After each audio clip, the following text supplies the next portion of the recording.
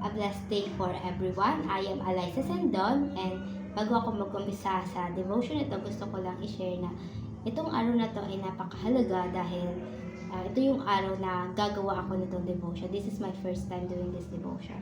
And without further ado, I want to proceed na doon sa ngayong devotion natin. So today is December 1, 2025 at ang topic natin ngayon is about Jesus is the Word or Logos. O bakit nga ba tinatawag si Jesus na Logos? In the concept by Pastor Russell, Jesus as the Logos means He is the eternal and divine Word through whom God reveals Himself. Before creation existed, the Word already was, fully God, perfectly wise, and actively speaking life into all things. As the Logos, Jesus showed us God's heart, God's truth, and God's plans of redemption. So, through Jesus, nangyari lahat ng plano, nalaman natin yung plano, yung kalooban ng Diyos Ama sa ating mga tao, lalo na nung tayo ay na-fall short into the sin. Jesus is not merely a messenger of God. Hindi lang siya yung messenger ng salita ng Diyos, but He is the God's words that made known and the ultimate revelation of who God is and how He saved us. So, si Jesus, siya mismo ang God, siya mismo ang nagkatawang tao para iligtas tayong mga makasalanan, para rin magkaroon tayo ng pagbabalik loob sa Kanya. So, today, scripture reading is, dito tayo focus sa John 1 verse 1 to 3, and Genesis 1 verse 1 to 3, Colossians 1 verse 15 to 17, and Hebrews. So, in the John, focus tayo sa John 1 verse 1 to 3. It is stated that in the beginning was the Word, and the Word was with God, and the Word was God. He was in the beginning with God, and all things were made through Him, and without Him was not anything made that was made. Kung wala si Jesus, the Word, walang bagay ang mabubuo, walang bagay ang makikreate dito sa mundo. Because God, He is also a source of life, di ba? So, before tayo mag-proceed sa teaching, let's pray. Let's pray muna. Our Father in heaven, I ask you for your wisdom and guidance as I go deeper knowing your Son, Jesus Christ. Please lead me throughout this devotion and state only what is true about your Son, Jesus Christ.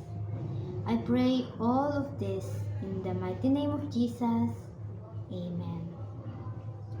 Okay, let's proceed na tayo sa teaching. Tatlong teaching by Pastor Russell. Teaching number 1. The Word is God. Sabi dito, ang Panginoon, ang Diyos ay salita. The Word, the Logos. The Logos is Jesus. Jesus is God. Hindi lang siya basta tao. Hindi lang siya nagkatawang tao na buhay sa in-state sa New Testament na ipinanganak at naging tao. Hindi lang siya basta tao lang. He is a fully God and a fully human. Bago pa magkaroon ng creation, yung 7 days of creation, kahit anong creation dito sa mundo, bago pa maulikha even itong mundo, si Jesus is nag-e-exist na. He existed as the Word.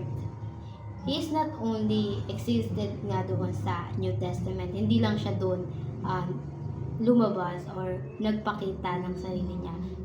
Doon pa lang, even sa Old Testament, makikita na natin siya. Ayun nga, tulad nung sa John 1 verse 2, sabi dito, patunay to na sinasabi, He was in the beginning with God. Kasama na siya ni God, even wala pang creation dito sa mundo. kahit hindi pa ito nagagawa ang mundo. Teaching number 2, the word is the agent of creation. The Jesus is the agent of creation. Si Jesus ang dahilan kung bakit merong buhay dito sa mundo. Merong creation. Siya ang pinagmulan ng lahat. The Word. Katulad nga dun sa scripture reading natin kanina, John 1 verse 3. Sabi dito, all things were made through Him, and without Him was not anything made that was made. Wala siya, walang bagay dito, walang mundo, walang kahit ano. Tulad nga, bumalik tayo sa Old Testament na book ng Genesis. Doon pa lang sa 7 days of creation, di ba? Nagsasalita ang Diyos, nagsasalita si Father God. Let there be a light, sabi ni God. At ayun, nagkaroon ng ilaw. Let there be an animal, a space, a stars, and everything. At human, di ba?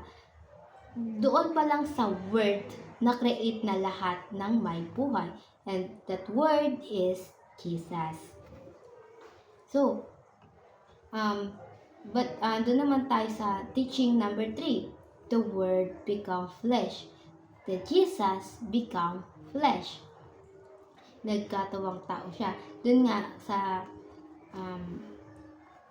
John 1 verse 14, sabi dito, so the word become human and made his home among us. He was full of unfailing love and faithfulness, and we have seen his glory, the glory of the Father's one and only Son.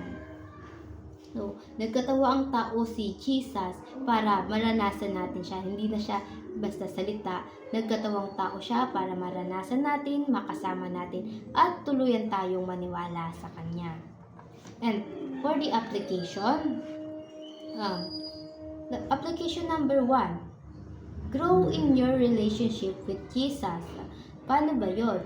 Paano ba mag-grow ng relationship with Jesus? At before that, kaya nga nagkatawang tao si Jesus dahil gusto niya mapalapit pa sa atin. Gusto niya magkaroon ng relationship sa akin at sa iyo at sa bawat tao dito. At paano nga yun? Paano magkakaroon ng relationship sa kanya? Paano palalakihin or pagyayabungin yung relationship with Jesus? Simply because aralin natin yung mga salita niya from the Bible, through the Bible, and devote yourself to know Him every day. Hindi lang kapag may problema or kung masaya ka lang.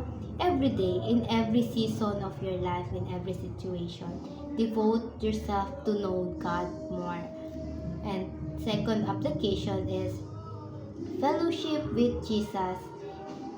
To have a fellowship with Jesus and His church. Allow yourself to make fellowship, especially doon sa mga kapwa natin, believers. Huwag tayong malilimit sa religion. Actually, there's no religion naman talaga. At yung religion kasi, parang nagkakaroon tayo ng boundaries dyan. Kung yung hindi niya believe, hindi na tayo pwede makipaghalubilo sa kanya kasi sa ibang tao, for example, kasi nga iba yung belief niya, nagiging hadlang na nagkakaroon ng barrier. So, do not be limited by that. Have a fellowship kahit sa small group, even isa or dalawang tao lang kayo, magkakaibigan, magkapatid, kasi pamilya, okay lang. Dahil makakatulong yun to grow spiritually. And for the third application, proclaim Jesus to the world. Do not be ashamed of Jesus. Sabi nga sa Bible, huwag mo ikakahiya si Jesus dahil sa pagdating ng araw, ikahihiya ka rin niya sa harap ng Ama. Kung ikaw lang sa ngayon yung naniniwala sa family mo, for example, na about kay Jesus, His faithfulness, His goodness, that's okay. Pero, i-share mo pa rin. I-share natin sa kapwa natin na yung tungkol kay God, how He love us, how He save us. Kasi throughout the day, nagbabago yan eh. Hinahawakan ni God yung puso nila, pinapalambot nila. Ni God, pinapalambot niya yung puso nila. So, day by day, hindi natin namamalayan, nababago na rin sila. And it all because of God. Always remember that it all because of God works through you. And ayun lang. Before I end this, let's have a closing prayer. Father, thank you for this day that I'm able to hear, meditate, and share your words. I thank you for letting me go deeper to your words, for revealing your identity through Jesus Christ. Teach me to recognize your will and do my purpose as I go throughout this day. Strengthen me to live in your light and share it to others. Here, I offer my gratitude and surrender all my plans that I have to you. In the mighty name of Jesus, Amen, Amen, and Amen. Yun lamang po. See you in tomorrow devotion.